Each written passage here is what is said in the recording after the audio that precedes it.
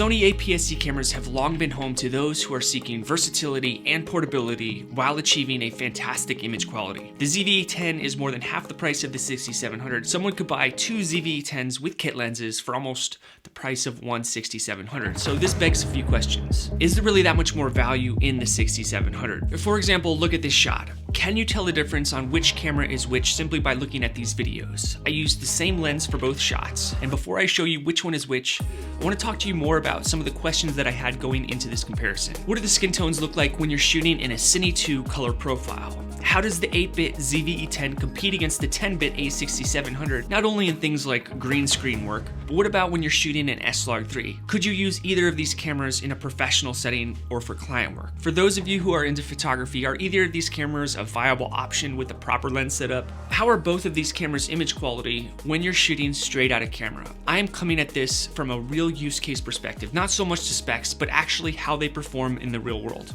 Because when you're out shooting with these cameras, specs no longer matter. You're gonna wanna stick around to the end because I put over 40 side-by-side comparisons in here for you guys, and I'd love to hear from you which one you think has a better image quality. To help you with that decision, I used the same exact APS-C lenses on both cameras so we could have a real apples to apples look at their image fidelity, their sharpness, and their color science. This will help to ensure the accuracy of some of my tests and image comparisons. The lens options I chose were all across the focal plane, so you could see if any of the lenses live up to what you need them for. I put out a post asking you guys which lens I should rent for this comparison, and there was an overwhelming response, so I reached out to B&H, and they were gracious enough to send over not only all the lenses that I requested, but two of each to make it easier when I was out in the field shooting with these cameras, so I didn't have to re-expose everything and switch out the lenses, and it just becomes a hassle. I'll leave the links in the description for all of these lenses I used in the video, and for those of you who missed that post, here are the lenses we will be using for this particular video. The Viltrox 13mm f1.4 as a wide lens for some landscape shots. I used it as an overhead product shot lens and as a vlog lens in a car where I was in some tight quarters. The Sigma 18 to 50mm f2.8 as pretty much my all-around lens while I was out filming with it. This is an amazing lens for its compact design, especially when you pair it with either of these cameras. The Sony 18 to 135mm f3.5 to 5.6 as a documentary filmmaking type of setup, and used it in a run and gun situation in a fast-paced environment, and I'm excited for you guys to see that footage. I also used it for some photography. I used the Sigma 30mm f1.4 prime lens in a low light situation where I was having to depend on the ambient lighting without cranking up the ISO too high. I did throw the setup up onto a gimbal because you'll get some pretty nasty rolling shutter if you don't. And the Viltrox 75mm f1.2 as a portrait lens for some photography and some video shots, as if you were to be doing some type of dialogue shot for a promo video or something of that nature. Just wait till you guys see the background bokeh this lens produces. My goal is to give you a wide array of lens options so you can walk away from this video not only knowing what camera is better for you, but also what lens setup you prefer for what you're doing. And I believe that's the difference between learning and comprehension. For those of you who are still undecided which camera is right for you when this video concludes, I made a camera quiz that may put you in the right direction, and I'll leave a link to that quiz in the description. I know that was a quick start with a lot of information, but I want this video to be as valuable to you as possible so you can make a decision on not only what camera would be best for you, but what lens you would like to pair it up with. Pay attention to the things that would make or break your productions. There you go, the stage is set and we are ready to roll. Are you ready? Let's go.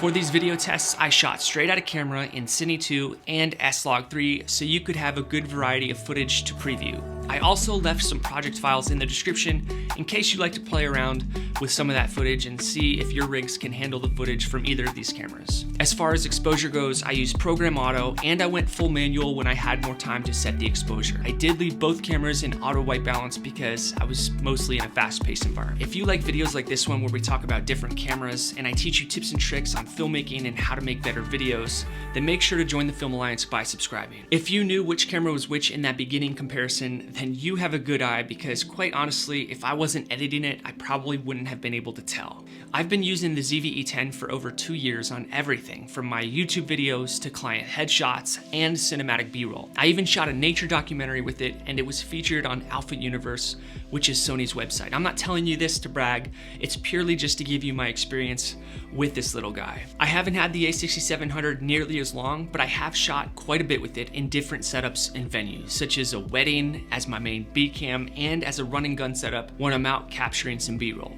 All right, let's get to the camera overview.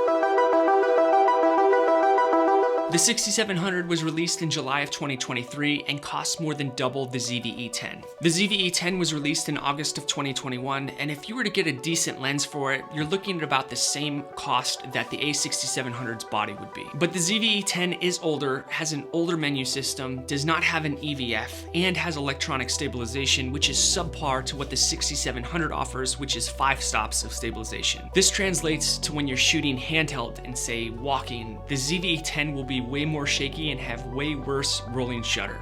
It doesn't have all of the latest and greatest features like the 6700, which has better autofocus, S-Cinetone, and the ability to upload LUTs. I created a couple of custom LUTs for the 6700, one for bright environments and one for low light, and I'm able to import that right into the 6700 whenever I go out and shoot in log footage. I also created a custom LUT for the ZV-E10, and even though it's an 8-bit camera, the LUT that I created is for S-Log, although you cannot import it into the ZV-E10, you just have to view it in post-production. Being able to import LUTs straight into the 6700 makes it a lot easier for me to expose while I'm out shooting with it instead of having to guess what my exposure should be in the different lighting environments. But what's the point of spending all of that extra money if you won't even be using any of the extra functionality? With that said, if you don't need that functionality now, you may need it in the future. And let me tell you from experience, it's hard to go back to use the ZV-E10 now that I've owned and used the a6700. But what is more important to me is how both cameras record skin tones. I have found with all the cameras that I've shot with in my lifetime, if the camera doesn't get skin tones right, it really limits the amount that you can use it. Because you can go out and shoot some nice landscapes, but you can't shoot any client headshots or even vlog with it because your skin's gonna look off. I find that with both of these cameras, when you shoot straight at a camera, the skin tones are not 100% accurate, and they do need some post-production color grading just to get them right. Not much, but it is noticeable. The a6700 definitely produces a better looking skin tone straight at a camera, but not up to par with how I think they should look. I do feel there's almost a greenish magenta hue to the skin tones that the Sony camera sensor produces, and I'm always having to do a little bit of hue and saturation color grading in post-production to get the skin tones right. Even when I shoot an S-Cinetone on the a6700, I still feel as though the skin tones aren't 100% there. But I do find that with both of these cameras, when I shoot in Cine 2, the skin tones get to about as close to realistic looking as possible, with very minor tweaks in post. Also, Cine 2 provides the ability to not bake in the colors 100% as if you were to shoot straight at a camera, because when you shoot straight at a camera, color grading becomes very difficult. You end up wrestling a lot with the saturation and the white balance. Another interesting fact is I find that the skin tones change from lens to lens. Not much, but there is a subtle difference, and out of all of these lenses that I used, I found the Sony 18-135 giving me the realist to life skin tones across the skin color spectrum. It's for that reason that if I was doing any type of documentary work and I was using an APS-C camera like the 6700, the ZV-E10, or the FX30, then this 18-135 Sony lens would be my preferred choice. Also because of all the different focal lengths that you can get with this lens. But speaking about documentary work, between these two cameras, if I was to use either one of them, it would definitely be the 6700. Where the 6700 starts to shine is it can shoot in 4K 60. So had I had that option while I was out filming with it, I could have come home and slowed down my footage by 40% to have a nice buttery smooth slow motion B-roll shot. Whereas because I was using the ZV-E10 and this thing can only go up to 4K 30, I could only shoot in 4K 24. Luckily for me, I didn't need that 60 frames per second, so 24p worked out just perfect, but it would have been nice to have that option. My conclusion to skin tones is this: if you want your videos to look professional, then study the art of filming skin tones, because if you can get your skin tones right, then everything else falls into place. I find that shooting in Cine 2 when you're shooting with either of these cameras is the sweet spot for some easy grading when it comes to skin tone. But S-Log3 footage, when it's color graded correctly, is way better than what you would get straight at a camera. All right, let's talk about camera bodies. The a6700 is heavier, bigger, and has a way meatier grip, and it's made of magnesium alloy. This could be either super beneficial if you need that ruggedness, or it could be a drawback depending on what you're using either of these cameras for. If you want something that you can pretty much slip into your pocket with a thinner and more sleek design or a lighter setup, then the plastic ZV-E10 would be your choice. If you're a vlogger, the ZV-E10 paired with, say, the Viltrox 13mm f1.4 would be my preferred setup because I wouldn't kill my arm while I'm trying to vlog compared to holding the 6700 out for a very long period of time. Also, the ZV-E10 takes a smaller battery, which means less weight than the 6700, but with less weight comes less battery life. And I only get about an hour and 10 minutes when I'm shooting in 4K 24 off and on with the ZV-E10. And I get around 2.5 hours while shooting with the 6700. That's a big deal. I used to be a believer in just buying a bunch of extra batteries on Amazon for the ZV-E10 because they're pretty cheap. But where that becomes a problem is when you're shooting on a gimbal, a slider, or a tripod, and you're continuously having to unmount your camera, change out the battery, and then put it back on, and sometimes even rebalancing your gimbal. It becomes very annoying. Both have 3-inch articulating displays, which I find super helpful, especially when you're doing something like this and filming your headshot for a YouTube video, just so you can see what the frame looks like. I actually didn't even look into the amount of dots on either of these screens because it doesn't really matter to me. I'm more of a user experience type of guy. But I can tell you for sure that the 6700's display is not only brighter, but has way more detail, especially when you're outside in bright sunlight. Also, the 6700 has touchscreen capabilities in the menu system, and you can change your exposure on the screen, whereas the ZV-E10, all you can really do is just do touch tracking from the screen. The 6700 has an EVF, which from the outside seems like it would help with photography, and yes, it absolutely does help with photography, but it also really helps me when I'm trying to frame my shot for video. I'll get a little bit more into that later in the video, but the ZV-E10 only has a display, and sometimes it's hard to frame your shot when you're shooting video. Both cameras have bottom-loading battery slot doors, and that's where you can find the memory card slot for the ZV-E10, whereas the 6700 has its own standalone slot in the side of the camera. Another important point is that both cameras have their quarter mount threads directly underneath the lens mount and not in the center of the camera, which is something to consider, especially if you're considering gimbal use. The more center your quarter mount thread is to the bottom of the camera, the better your gimbal will perform. I haven't had any issues when I threw either of these cameras onto gimbals, but if I was using a gimbal with, say, weaker motors, that might pose a problem for balancing. One thing that I love about the ZV-E10 that the 6700 does not have is these sturdy little camera strap brackets, whereas the 6700 had those little triangle dangly things that would jingle when you held it, so I ended up actually just taking those off. Both cameras have intelligent hot shoes on the top of the cameras where you could hook up a Sony mic to it without having any external wires coming out and going into the mic ports. That makes them both super portable. If you're into more buttons and dials, which means more customization on the outside of the camera, then the 6700 would be the way to go. The 6700 has a mode dial, which I prefer, whereas the ZV-E10 has a push button mode dial, and it's kind of annoying to have to click through it to get to the right thing, especially because it seems to be a little slow on its responsive time, and sometimes I go past the thing I need and then I have to cycle through it again.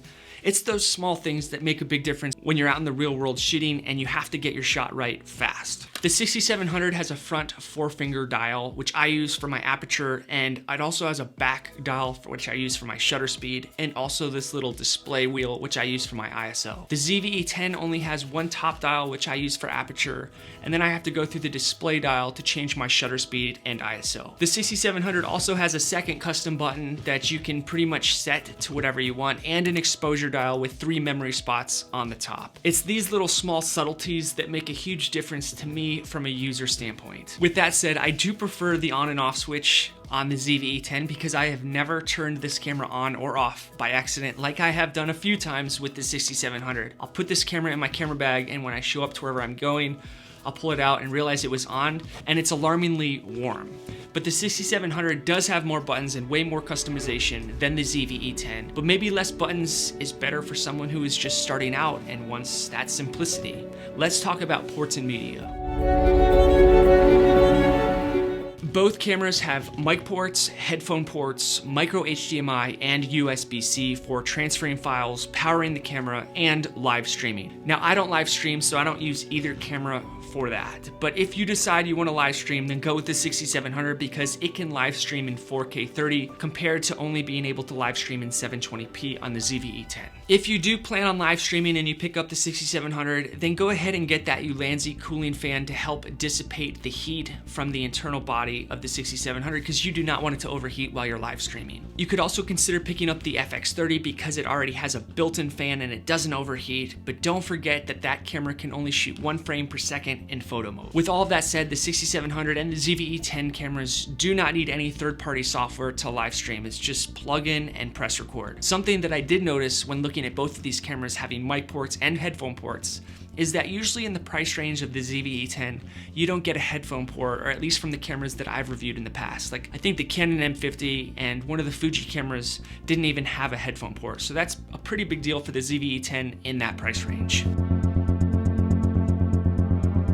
I always used to think that the 8-bit S-Log3 doesn't perform that well, especially when you start pushing and pulling the shadows while you are color correcting. I actually remember shooting an S-Log3 with the ZV-E10 and not being able to grade it properly, and then thinking it was just a gimmick that Sony put in these cameras to say it has S-Log3. But years later, with more knowledge on how to color grade, I can say that the 8-bit S-Log3 footage looks pretty good. And of course, the A6700 has more data and information because it's 10-bit. It makes it easier to color grade. The ZV-E10 definitely gave it a run for its money. But because this is 10-bit footage, you're going to get more dynamic range while shooting an S-Log3 than the 8-bit ZV-E10. To put that into a real use case scenario, I don't know if I would be brave enough to use the ZV-E10 on a client shoot in S-Log3, but I certainly would go out and get all the B-roll in S-Log3, whereas I 100% would shoot a client headshot in S-Log3 with the 6700. I did notice that the S-Log3 on the ZV-E10 started to fall off when I was shooting in those lower light environments, which is not so much the case with the 6700. I almost feel like you could call the 6700 the big brother to the ZV-E10 when it comes to log footage. The 6700's log footage feature is unbelievable. It really does look like it could be from a $3,500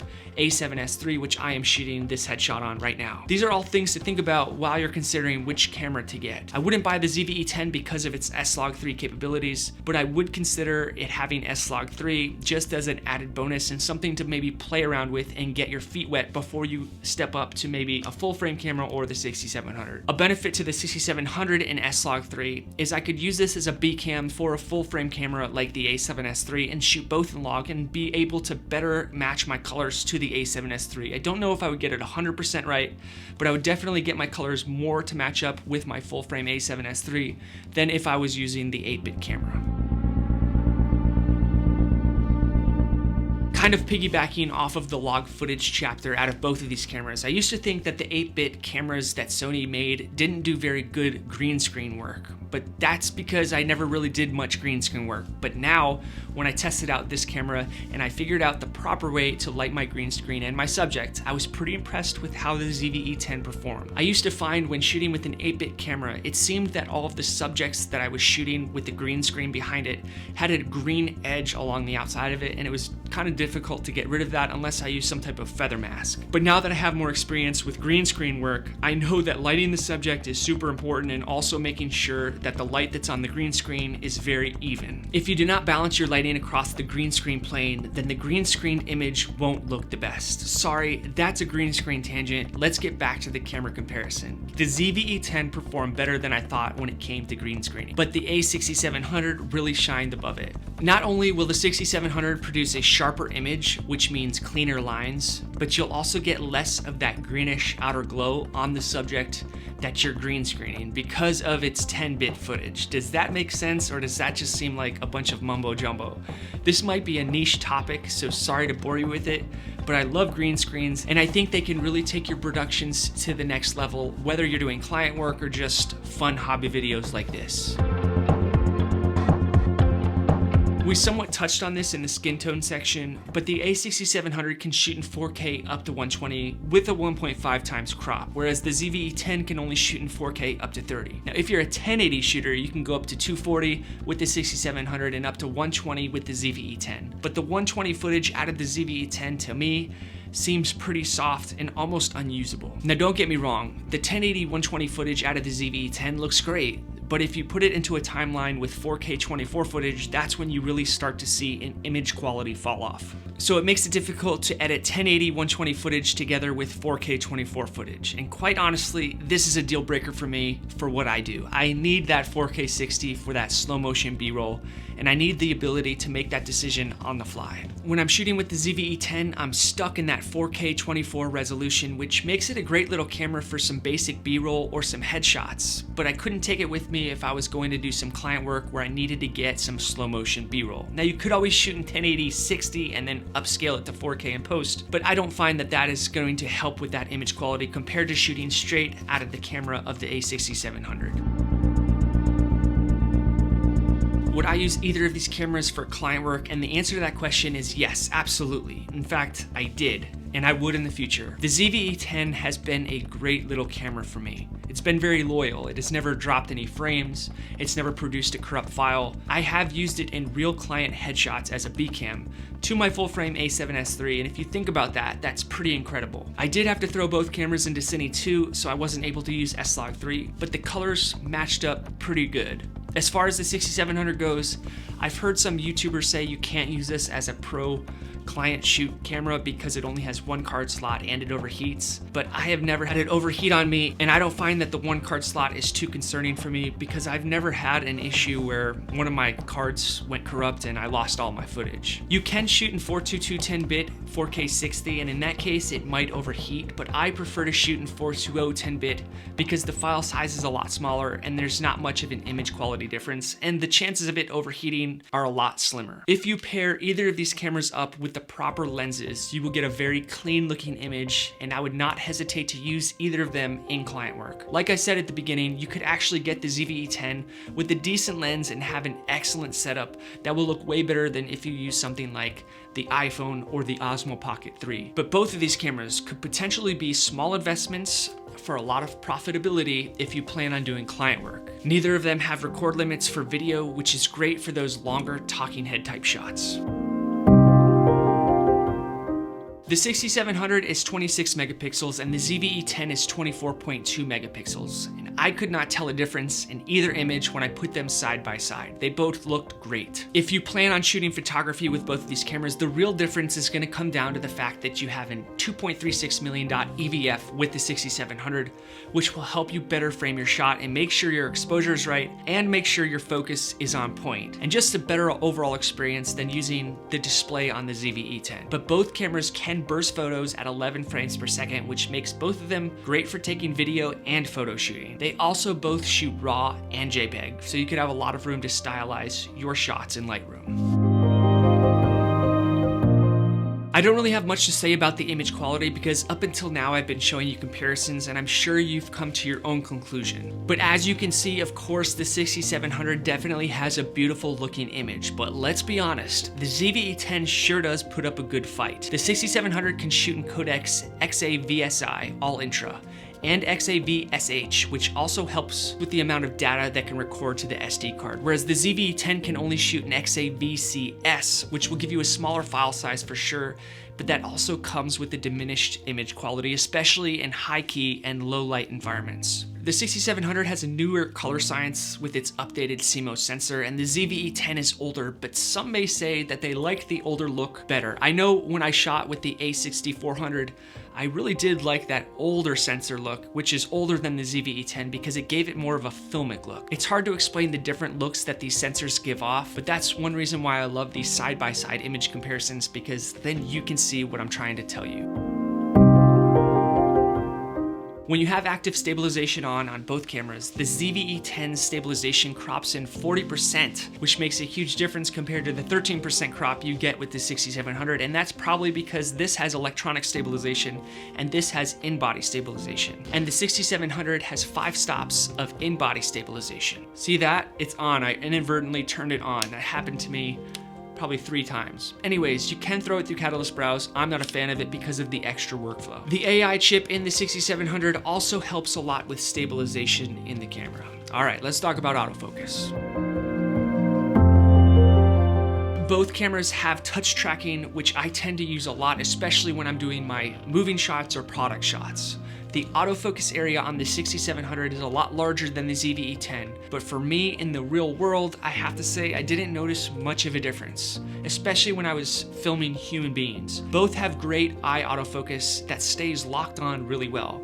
In fact, I felt like I almost needed to slow the responsiveness down of the 6700 because it was so jumpy, especially when I was in that low light environment. The AI chip that's in the 6700 focuses on a lot more things like planes, trains, and animals.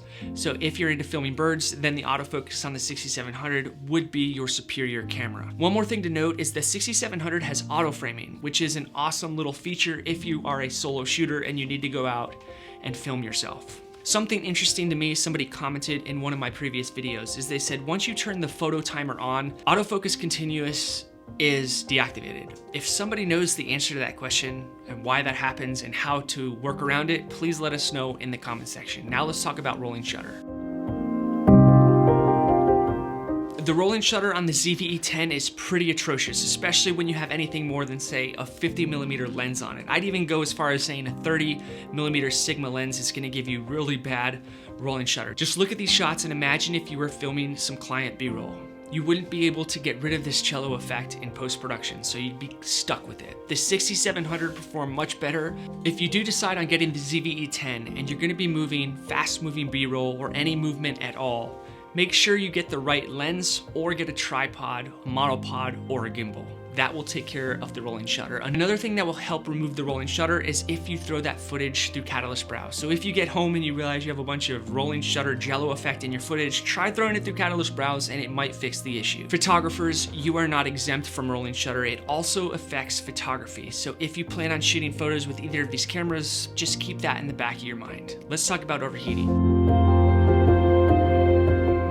Like I said, I've never had the 6700 overheat on me, but I have run some tests for you guys in an ambient temperature environment when I was shooting in these frame rates and resolutions, and these are my test results. Because the ZV-E10 does not have to process or work as hard as the a6700 from its 8-bit codec, then you really will never have any overheating issues unless you're outside and it's baking sunlight on the camera. But in an ambient temperature like this, the ZV-E10 will not give you any issues. The a6700 will when you're shooting in 4K 60 and a 422 10-bit codec. Now, I would never plan on shooting in 4K 60 straight like that. I usually use 4K 24, and so I don't have much of an issue. But if I was doing a longer head shoot, then I would definitely get that Ulanzi cooling fan, which would over double the time that you could use the 6700 before it overheats. I heard that the a6700 has the same sensor as the FX30. The FX30 has a dual native ISO of 800 and 2500 when shooting in S-Log3. So when I'm out filming with the 6700, I never take the ISO above 2500 and I try to stay at 800 if possible. The ZV-E10 has a base ISO of 100 and I still never try to take that above 800 either, because once I start taking it above 800, you start to see a lot of noise. I have to say, they both performed about the same for me. The ZV-E10's older sensor has a nice looking low light performance, but I do think that the 10-bit a6700 has the edge. Tell me what you think. I found that the 6700 has way more options and features for what I'm using it for, so my experience has been very good. I've always loved the ZV-E10, but now that I've used the 6700 and had some of its extra features, it's hard for me to go back to the ZV-E10. The 6700's EVF is really nice to have, especially when I'm out and shooting in bright environments, and this is definitely a pain point when I'm using the display on the ZV-E10. The ZV-E10 is ultimately not bright enough, and it becomes very difficult to frame out my shots. For example, when I was out shooting with that Viltrox 75 f1.2, my focus window is going to be super thin because I have my aperture all the way down to 1.2. I was really trying to accentuate that background. And I found that I couldn't really get my focus right using the display only, but I could definitely get it right with the EVF. And I have focus peaking on both cameras, which will kind of give me an idea of where my focus is, but still it was kind of difficult to get it with the ZV-E10. That's just a real use case scenario of why I liked the EVF better. The ZV-E10 does have product showcase mode, which is nice when you don't want the camera to look at your face and keep on pumping between your face and the product that you're holding in front of the lens. And that's one thing that I wish the 6700 had, but the ZV-E10 does. Here's the a6700 with the Sigma 18-50. I'm arm's length. I have active stabilization on, 4K 24. And I'm shooting in no picture profile because I want to get an idea of what the 6700 looks like from arm's length if we're kind of doing like a vlog type shot. All right, so here we are, ZV-E10 with the 18 to 50 millimeter lens on it, Sigma, and we're not shooting with any picture profile.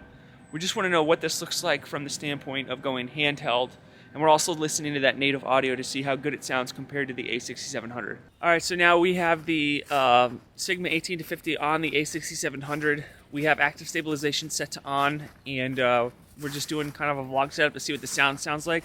Sony ZV-E10 here with the Sigma 18 to 50 millimeter f2.8. We're kind of testing the vlog capabilities of this thing, and we're also seeing what the audio sounds like straight out of camera. I wanted to test out how the audio sounds on the 6700 when we're in kind of like this city environment. There's a lot of ambient noise all around, and I'm using the native mic straight out of the 6700. I have the 18 to 135 lens on the end of it, kind of using it as a vlog style setup. I do have the camera set out at arm's length, and I want to also test to see how the stabilization works while I'm walking with it. Now we're trying the walking vlog type of shot. I do have that 18 to 135 millimeter Sony lens on the end of it, and don't forget that this lens has OSS in it, so the active stabilization that's in the 6700 along with the lens should produce pretty smooth footage without having to use a gimbal. All right, so now we're doing our native audio test in the same exact environment with the Sony ZV-E10. I do have Cine 2 set as the picture profile, and I also had that same exact picture profile in the 6700. I am using the same exact lens as well, so you can get a good idea of what the camera sensor produces going through the Sony glass. All right, here's your walking vlog shot with the Sony ZV-E10. We're also testing out the native audio at the same time. Don't forget that this lens has OSS, so you're gonna get a double stabilization between the active stabilization on the ZV-E10 and also the lens. I have used the ZV-E10 as an A cam, a B cam, and a C cam, and it's never freezed up on me while I've been using it. This camera has freezed up on me a couple of times, but I think it was because I was using the wrong SD card. I had to use a V90 card for this camera, especially when I'm shooting in 422 10-bit, whereas this card you can use those V30 cards and it won't freeze up at all. It has been a great little camera to have while I had it, and I would highly recommend it to anyone, especially if you're starting out. The Sony a6700 is one of the best value cameras that I've ever shot with, but before I got it, the ZV-E10 reigned supreme. I am amazed by the 6700's image quality and low light performance. The battery life on the 6700 is awesome. If I was just starting out again, then I would pick up the 6700 unless I was on a budget. Then I would pick up the ZV-E10. And if you picked up the ZV-E10, don't worry, you will be in good hands. If you're nervous about overheating with the 6700, then consider shooting in 1080. The image quality will still be great. Also, if you do have some extra money, consider picking up the full frame ZV-E1. A few more stops of dynamic range, you're gonna get unbelievable low light performance. But you will have to invest in full frame lenses. So I hope this video helped you learn something today, and we can keep this conversation going on in the comment section. If you have any questions or comments or insights, definitely leave them below. Also, follow me on Instagram at The Film Alliance. All right, see you guys on my next video.